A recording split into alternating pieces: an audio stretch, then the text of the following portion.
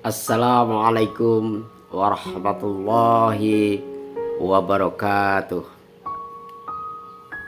Sahabat sekalian yang kami muliakan, tayangan YouTube kami berikutnya adalah mengambil tema awal niat diakhiri dengan salam. Sahabat sekalian yang kami hormati, kita buka firman Allah surat Al-Ankabut yang mungkin maknanya begini. Apakah kami mengira bahwa kami sudah benar-benar beriman, padahal Allah belum menguji keimanan kita? Apakah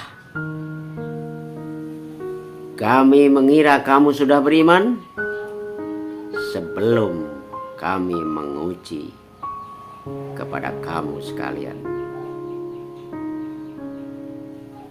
Ayat ketiga, sesungguhnya kami sudah memberi contoh kepada orang-orang sebelum kamu. Kami uji keimanan dia. Apakah sudah beriman atau belum beriman? Sesungguhnya Allah mengetahui mana yang benar dan mana yang salah. Inilah teman-teman semua kajian niat kita pada tayangan berikut ini. Sahabat yang kami hormati, makanya sangat hati-hati sekali kalau kita punya niat yang baik, kalau kita punya pemikiran yang baik dan niat yang baik untuk melangkah, untuk membantu apapun itu, kita masih diuji oleh Allah. Langkah kita, apakah niat yang baik ini benar-benar baik bagi Allah, di mata Allah? Karena bagi kaum awam seperti kumpulan komunitas kami ini, kami kategorikan bahwa niat itu ada dua hal. Yang pertama, niat baik ada dua. Yang pertama, niat baik dipecah ada dua. Pertama, niat baik yang benar-benar baik. Kedua, niat baik yang dia tidak tahan dengan ujian Allah untuk mempertahankan niat baik kita tadi. Yang kedua adalah niat baik semata-mata hanya mencari ridha Allah Subhanahu wa ta'ala. Sahabat sekalian, makanya kita kalau bisa memakai niat yang kedua. Kita niat langkah kita, nafas kita selalu menanamkan dalam hati semata-mata hanya mencari keridhaan Allah Subhanahu wa ta'ala. Kalau yang pertama tadi, memang kalau kita punya niat yang baik, tentunya mendapatkan pahala dari Allah Subhanahu wa ta'ala. Tapi ingat dengan firman Allah tadi surat Al-Ankabut ayat 2 dan 3, niat baik kita akan diuji oleh Allah bahwa kita benar-benar beriman, benar-benar baik apa tidak.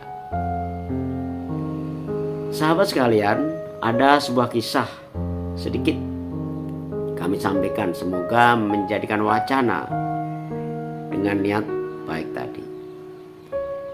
Suatu perkampungan, ada seseorang yang kaya raya, yang dermawan, yang baik hati, bahkan di mata masyarakat dia selalu baik, selalu dermawan, karena kekayaan dia, karena ibadah dia, karena niat baik dia. Suatu ketika niat baik bapak yang dermawan tadi diuji oleh Allah Subhanahu wa taala. Suatu ketika ada seorang anak yatim piatu datang ke rumah bapak yang dermawan tadi. Ketika itu seperti biasa di mata masyarakat, Pak Haji selalu baik, selalu dermawan. Dikasihlah anak yatim piatu tadi pakaian, makanan, uang, bahkan dikasih beras untuk dibawa pulang kepada keluarganya. Tapi apa yang terjadi? Allah menguji orang dermawan tadi. Apa Allah mengujinya? 5 hari kemudian, apa yang terjadi?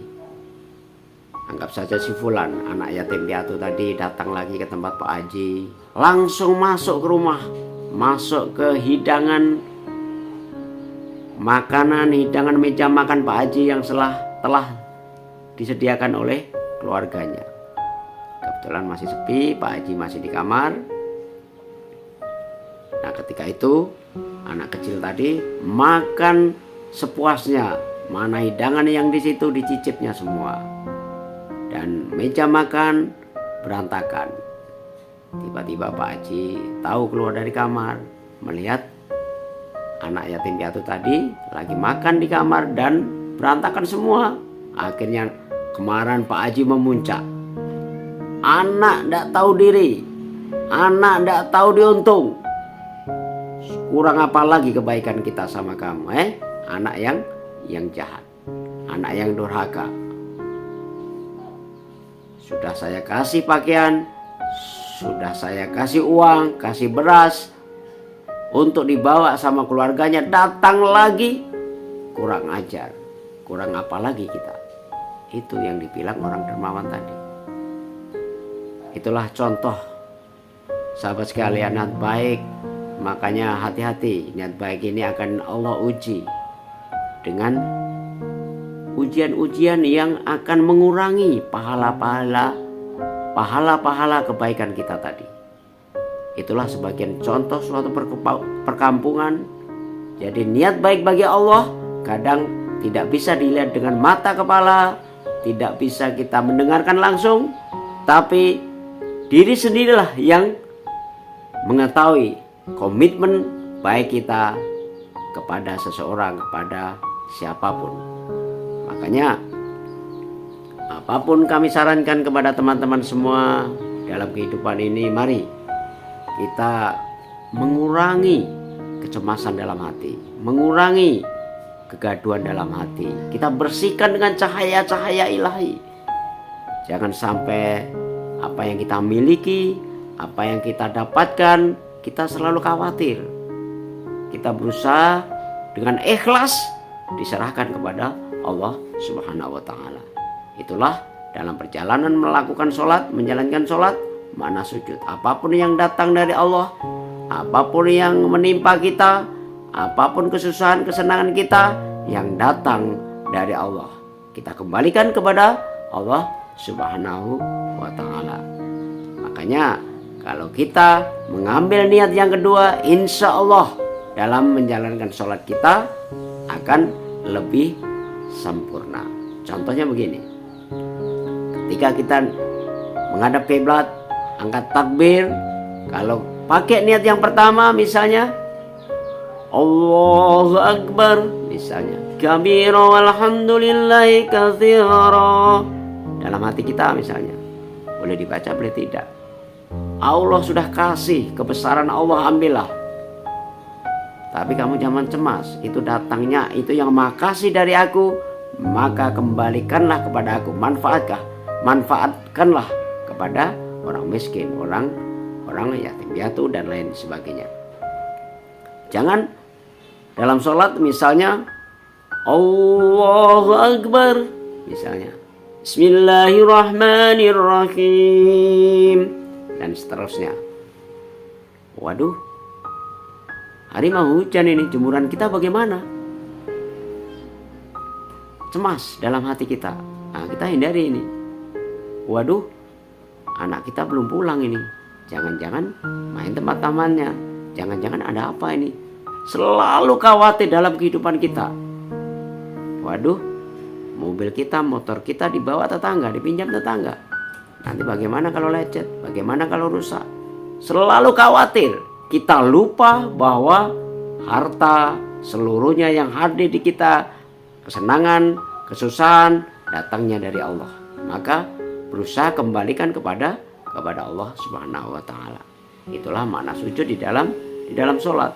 Makanya kita harus fresh, rasa kekhawatiran yang kita miliki, rasa kecemasan yang kita miliki, supaya hati kita semakin terang dan ditambah terus cahaya-cahaya dari petua-petua orang tua, dari pembimbing kita. Insya Allah sholat kita akan terbimbing lebih baik.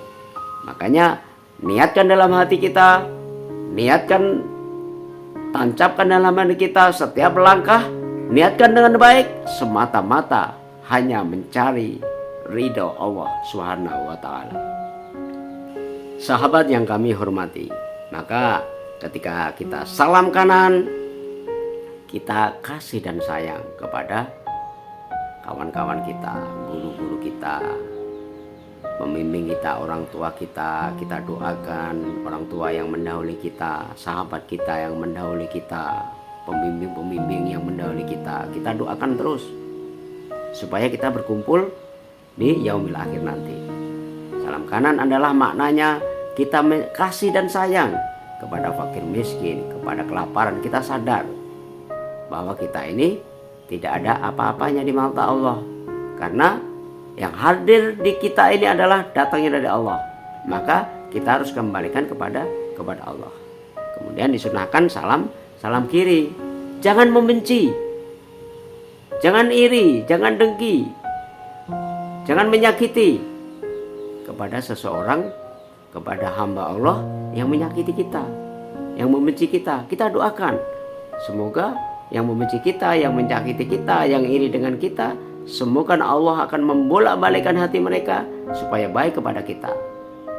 Masalah kasih dan sayang urusan Allah. Itulah niat yang baik. Mudah-mudahan untuk mencari ridha Allah, mudah-mudahan kita melakukan salam kiri dan salam kanan, insya Allah lebih sempurna lagi. Itulah teman-teman yang sedikit yang kami sampaikan. Mudah-mudahan dengan niat baik ini kita tanamkan dalam hati kita semata-mata hanya mencari ridha Allah, datangnya yang baik, yang senang dari Allah. Maka kita kembalikan kepada Allah. Tidak perlu ada kecemasan, tidak perlu ada kekhawatiran dalam kehidupan di dunia ini.